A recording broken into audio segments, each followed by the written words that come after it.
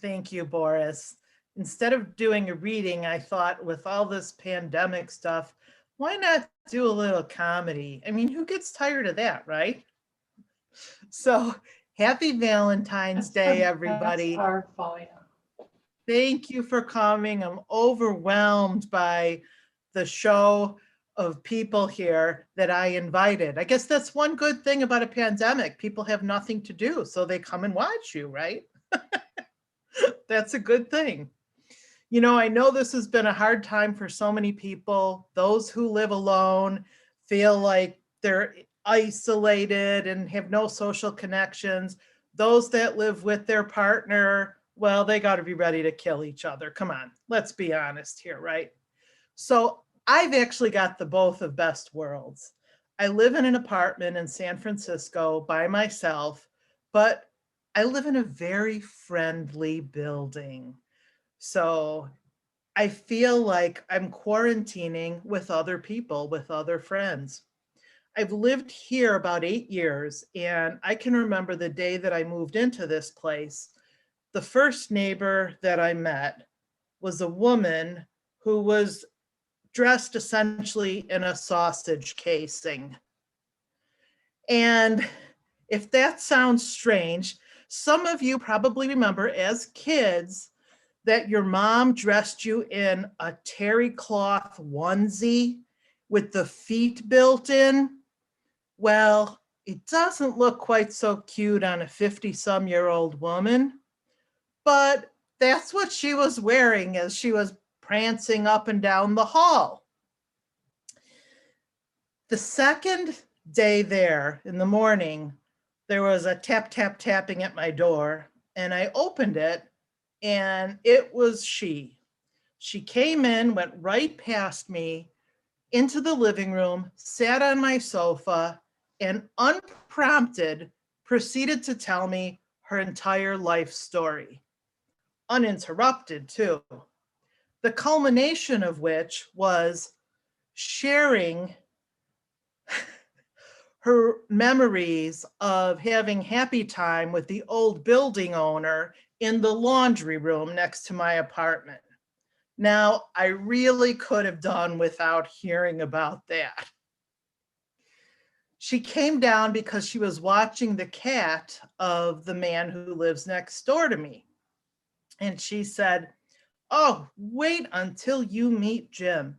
He has an incredible collection of books and of movies and music. In fact, I'm going in there now to watch the cat. Come on with me."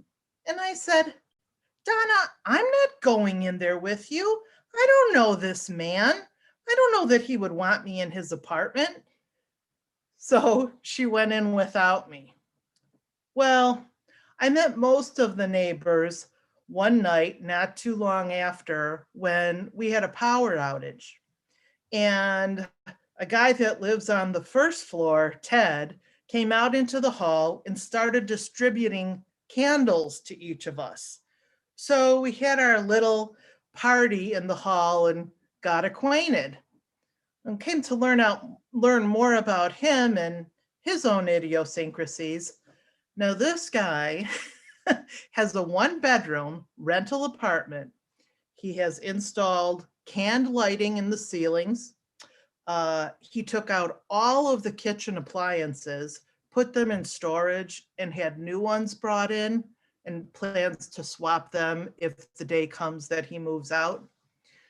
The latest thing, after living on it for 6, 7, 8 years, he claims that the cat is allergic to the carpeting. So he pulled all of that up and installed hardwood floors. His place is decorated over the top. At Christmas, it rivals Nordstrom's. No joke. Well, it was at this incident in the hall that I finally met my next door neighbor, Jim. And he and I became good friends, and we've had a lot of fun quarantining together. We have a lot of things in common.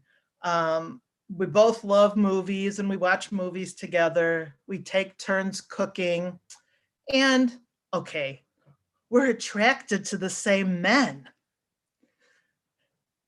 That would include people like John Cusack, Harry Connick Jr. It's nice to have those things in common with your friends. Anyway, Jim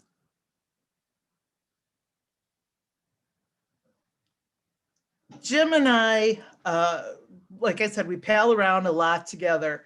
And it's a good thing because sometimes, as a neighbor, things can be annoying. And I've always had trouble with neighbor noise. And Jim plays his TV on the loud side, so loud that if I'm watching with him, he can't hear me talking to him. But this is what really gets me. When it's after midnight and I'm lying in bed just trying to sleep, and he's binge watching Law and Order, and then intermittently I hear dun dun. I try to fall asleep. A little while later, dun dun. And then the texts start. Turn that thing down. Well, I feel like I've got the right to ask him because I do a lot for him. I know that you'll remember, and some of this is still true now, that it's really hard to get personal care services during the pandemic. And so Jim asked me one day to cut his hair. Never mind that I've never been to beauty school. I know nothing about this. But he has one of these kits with the different size heads that you put on the shaver things, depending on how close you want the buzz cut. Okay, fine. So we went out on the deck on a nice day. And I said to him before I started, I'm doing this under one condition. And he said, what's that? And I said, you let me trim those Martin Scorsese eyebrows. Now, you know the kind that I mean, the ones that grow about 6 inches long and go in every direction. So he said that was fine. And I did his hair and he complained I was a little rough. Then I took the scissors to trim the eyebrows. And I accidentally nicked him ever so slightly. It was the size of a pinprick. And he started, you are not doing this with love. You should do it with love. I'll give you love, pal. I'll give you love. About 15 minutes later, he came in my front door with a bandage so huge it covered about a third of his face. Oh, he's something else, let me tell you. I was doing laundry a couple weeks ago, and the laundry is right next to us. And he came out and he said, you're doing laundry? And I said, yeah. And he said, mind if I throw some underwear in there? No, you are not putting your underpants in with my laundry. That is not happening. Oh, what can I tell you? Jim goes away on exotic trips and he stays more than a month at a time. Guess who watches his cat now? That would be me. So he calls his cat Miss M. I don't call her Miss M because I would rather call her something that's more appropriate to who she is. Hence, I call her Sybil. So, yes, she may brush across your legs like a sweet little kitty, but sometimes she'll wander into my apartment through the slider doors of our adjoining balconies. And that's fine, she's welcome, until I have to go to the bathroom, because then I walk into my hall, and that's where she stands guard. And as soon as she sees me, and out come the claws. I can't even go to the bathroom in my own home with this cat. Well, it's more than watching the cat when he goes away. That's what he claims it is. But then he'll say, oh, I left my mailbox key on the table. So could you bring in my mail? Now, our building is built along the side of a mountain. It's like climbing Chichen Itza to go up to the mailbox. Okay. Even that's not enough. Um, Remember, I get the Chronicle delivered in the New York Times. Just pick them up and bring them into my apartment. Why don't you stop the paper? You're going to be gone for a month. Oh, no. I'll read all of them when I get back. So, to compensate for all this work, he brings back souvenirs. Now, that's a nice thing to do, right? He made a trip to Morocco, and he brought me back a souvenir that I just loved. In fact, I'm going to show them to you. They're these wonderful pens. Aren't they pretty? That he picked up at the Yves Saint Laurent Art Gallery gift shop. And I really do love them. They just slide across the page when I write. Beautiful. So I made such a fuss about these pens that I'm sure it planted a bug in his mind that that's a good gift for me whenever he goes anywhere. His next trip was to the former Yugoslavian countries. He came back and I got a pen. It was a pen made from bullets used in the Bosnian War. This is not a real good gift for a woman, but I would have been happy to have the Bosnian bullet pens compared to what I got from the next trip to India. I got a bag of pens that was in clear plastic. There were about 10 of them. Now picture this. Imagine you had a mirror on your wall that fell onto the floor and broke into about 1 million pieces. And then you had pens that you covered in glue and rolled them across all the broken mirror shards. That's what these looked like. I opened up the package. I went to pull one out. All those little mirror shards fell off, and even the ink part came out of the thing around it that holds it. They were junk. And I said, Jim, what did you pay for these? And he said, oh, I think I paid about $1 for the whole thing. And I said, you were ripped off, pal. Believe me, you were ripped off. So anyway, the next time I got the better of him. He was going to London, and I said, you want me to watch the cat? You bring me back a gift from Harrods. And he did. I got a nice canvas bag that I used to carry my laptop to and from work. So that was a good thing. Now, there's a funny story of another time when somebody knocked on my door, and I went over to the door, opened it, and it's Jim again. And I said, yes. And he's just standing there. And I said, yes, what? And he did this. I said, what are you doing? What is that, Jim? What? And then he moved his head away, and I saw Jeremy, another neighbor, in his skivvies crawling on the floor behind him. Okay, this was rather alarming, right? What is going on here? And Jim said, it's Ambien. It's Ambien.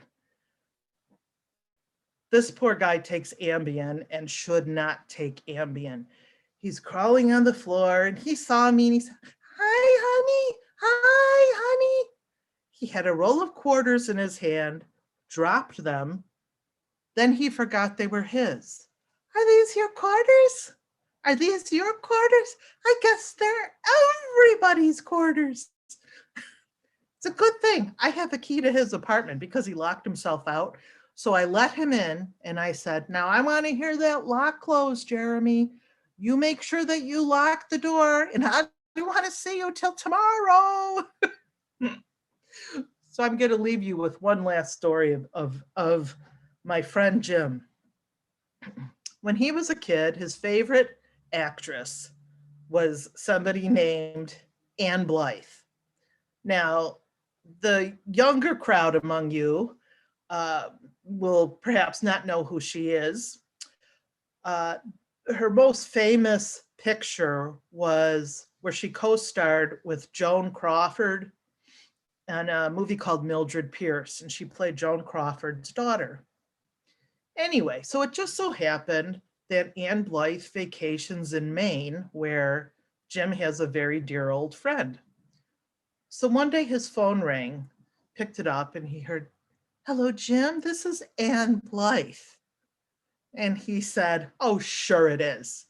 And she said, "No, no, really, I'm here with your friend. And he told me what a fan you are. And I wanted to call and talk with you." And he said, "Yeah, right. If you're really Anne Blythe, what month is your birthday?" And she answered, and he said, "Well, yeah, that's right.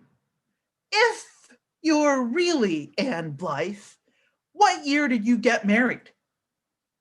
"Okay, yeah, that's right. If you're really Anne Blythe, when and where did you make your debut in San Francisco?" "Yes, that's right. And by the way, I was there. I was in the audience. I was there." So he finally realized that maybe this was Anne Blythe.